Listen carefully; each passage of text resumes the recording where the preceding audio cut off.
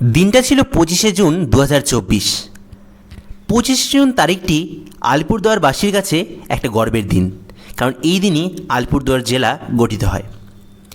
আলিপুরদুয়ার জেলাকে তার 10তম জন্মদিনের অনেক অনেক শুভেচ্ছা আর ভালোবাসা জানিয়ে আমি আর আমার বন্ধু অনিকেত বেরিয়ে পড়েছি একটা নতুন জায়গা এক্সপ্লোর করতে। জায়গাটার নাম লতাবাড়ি। গ্রাম বাংলার অপরূপ সৌন্দর্য দেখে রবি ঠাকুরের একটা কবিতা মনে পড়ে গেল। তোমারই যেন ভালোবাসিয়াছি শত রূপে শতবার, জনমে জনমে যুগে যুগে অনিবার। তো গাইস, লতাবাড়ি যাওয়ার পথে একটা সুন্দর জায়গায় দাঁড়িয়ে পড়েছি। দেখতে পাচ্ছ আমার ঠিক পিছনে কত স্রোত, আর এখন যাচ্ছি লতাবাড়ি। পথে সবটাই তোমাদেরকে দেখাবো, তাই চলো যাওয়া যাক। বন্ধুরা, আমরা এখন দাঁড়িয়ে আছি বক্সা টাইগার রিজার্ভের নিমতি রেঞ্জের ঠিক সামনে। দেখতেই পাচ্ছ এই জায়গাটা কিন্তু কাঁটাতারে বেড়া দেওয়া, আর এখানে যেটা আমি দেখলাম যে এখানে কিন্তু সোলার পার্ক ইনস্টলেশন করা হবে। তো কবে করা হয় সেটা দেখতে হবে, কিন্তু এই জায়গাটা কিন্তু খুবই সুন্দর জঙ্গল, কিন্তু এই জায়গাটা কিন্তু প্রোটেক্টেড একটা এরিয়া, এর ভেতরে যাওয়া যাবে না। তো এখান থেকে আমরা এখন চলে যাব লতাবাড়ির পথে।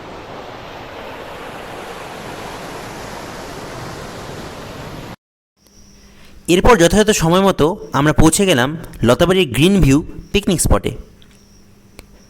সামনের গেটটি গ্রিন ভিউ পিকনিক স্পটের মেইন এন্ট্রি গেট।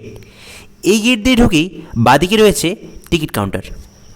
তো বন্ধুরা, ফাইনালি চলে আসলাম লতাবাড়ির গ্রিন পার্ক ভিউ পয়েন্টে।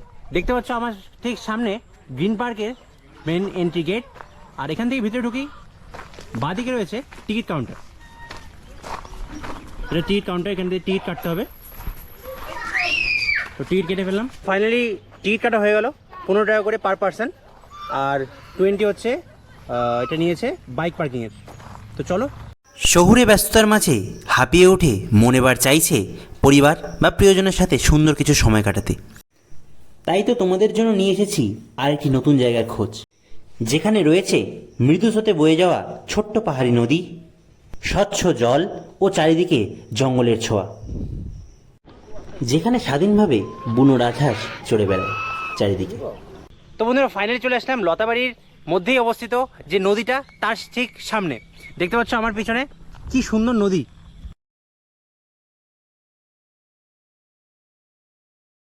চারিদিকে শুধু সবুজ আর সবুজ, কি যে ভালো লাগছিল, কি যে আনন্দ হচ্ছিল, নিজেকে ধরে রাখতে পারলাম না, প্রকৃতির প্রেমে পড়ে গেলাম। আমাদের দ্বিতীয় দিনের গল্পে তোমাদের সকলকে স্বাগত জানাই।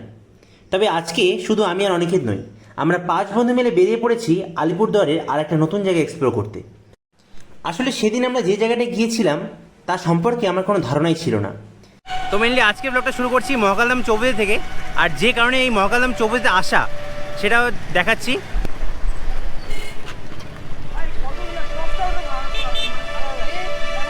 এই মহরতির জন্য আধা ঘন্টা ধরে দাঁড়িয়ে আছি। আর একটা নতুন দিন, আর একটা নতুন বিকেল, আমরা বন্ধুরা মিলে যাচ্ছি দমনপুর। সেখানে একটা অফবিট জায়গা আছে, এক্সপ্লোর করব, তাই ভিডিওটা অবশ্যই পুরোটা দেখবে। তো আজকে যে জায়গাটা যাচ্ছি সেই জায়গাটা খুব নতুন একটা জায়গা, এবং সেই জায়গাটা যাওয়ার জন্য তোমাদের প্রথমে আসতে হবে দমনপুর প্রাইমারি স্কুলের সামনে। দেখতে পাচ্ছ এই যে এটা হচ্ছে দমনপুর প্রাইমারি স্কুল, আর এই যে রাস্তাটা, এই রাস্তাটা ধরে চলে যেতে হবে সেই জায়গাটাতে। তো চলো। আসলে সেদিন যে জায়গাটায় আমরা গিয়েছিলাম সেই জায়গাটা সম্পর্কে আমার কোনো ধারণাই ছিল না। সেই জায়গাটা সম্পর্কে আমাকে প্রথম বলেছিল ওই যে সবুজ জামা পরা ছেলেটি দেখছো, তার নাম হচ্ছে সৌরভ, আমার স্কুল ফ্রেন্ড। ওই প্রথম বলল চল একটা নতুন জায়গায় ঘুরে আসি। আসলে যে নদীটার খোঁজে আমরা যাচ্ছি সেই নদীটা যাওয়ার পথটা খুব একটা ভালো ছিল না।